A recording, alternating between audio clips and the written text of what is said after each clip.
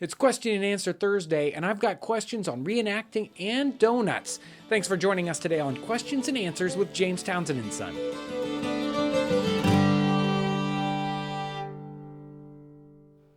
Kyle Green asks, could you add an apple filling or any other fruit filling to the donuts? Well, make sure to watch Monday's cooking episode, and we'll cover some of that. Our next question comes from Spearfisher 1970, and he says, do you guys know of a way to judge oil or lard temperature when at the fireside?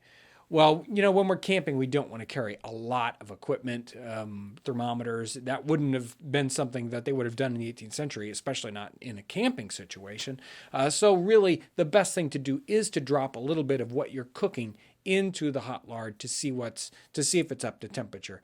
Something like the donuts or the fritters, they really start to bubble right away if you're at the right temperature. And if it's too hot, you can tell it's just cooking way too fast. So really, just a little bit of your dough is the best way to find out whether you're at the right temperature.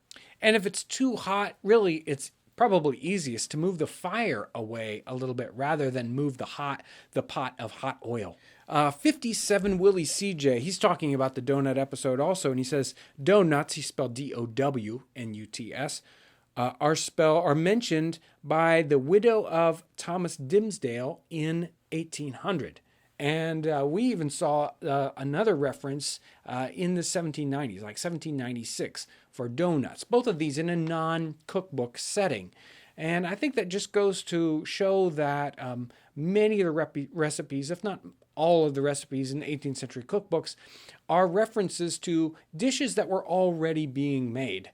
So that we know when we see a recipe showing up in 1800 that's probably been made at least 10 years prior to that. I've got a couple questions from Dr. Jill S.M.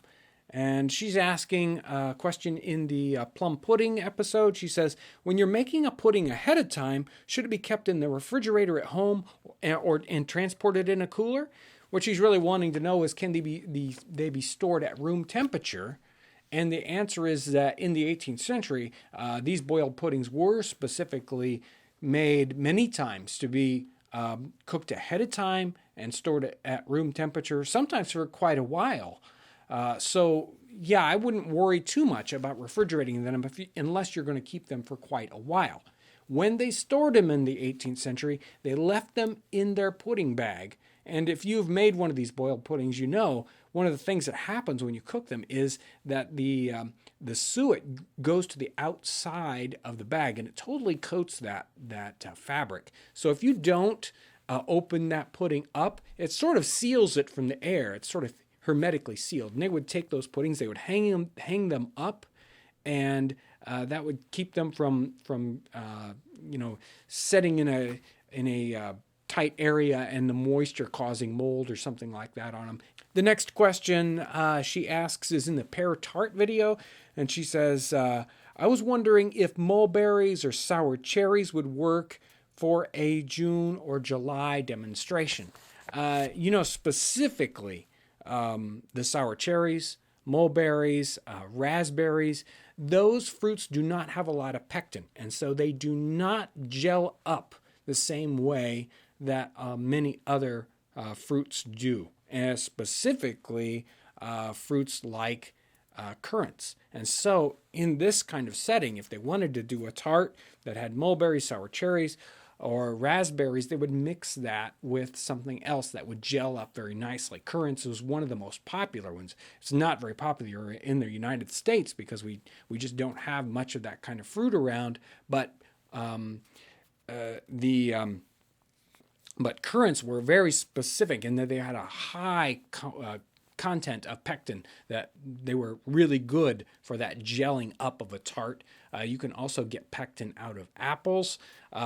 If you want to do those kinds of things in a bit more of a modern context, you can use a modern pectin additive to help gel those kinds of fruits. The last question or comment here comes from Noble Design Media.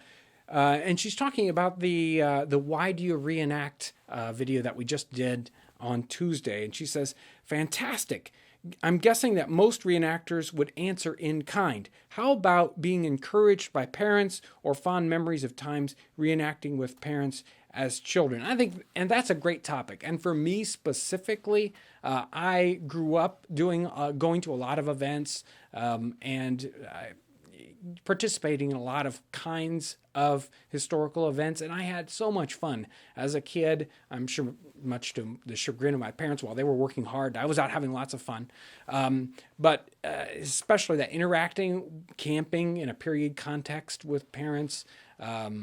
It is a really great family time. I encourage anyone in a family situation to give it historical reenacting a try. And if there's any of you viewers out there that grew up reenacting, I would love to hear your stories.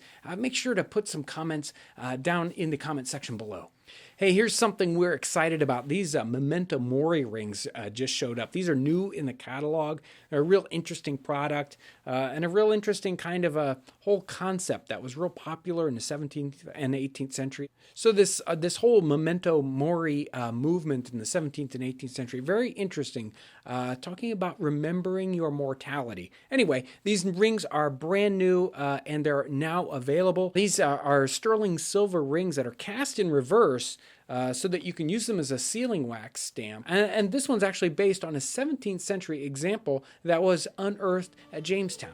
I want to thank everyone for your great questions and your wonderful, very kind comments. It's very, very encouraging. Thank you guys so much for watching. If you're a new viewer and you haven't subscribed, press the subscribe button up here. That'll take you to a spot where you can subscribe. That really is the best way to get notification of all the new videos that are out. I want to thank everyone for watching.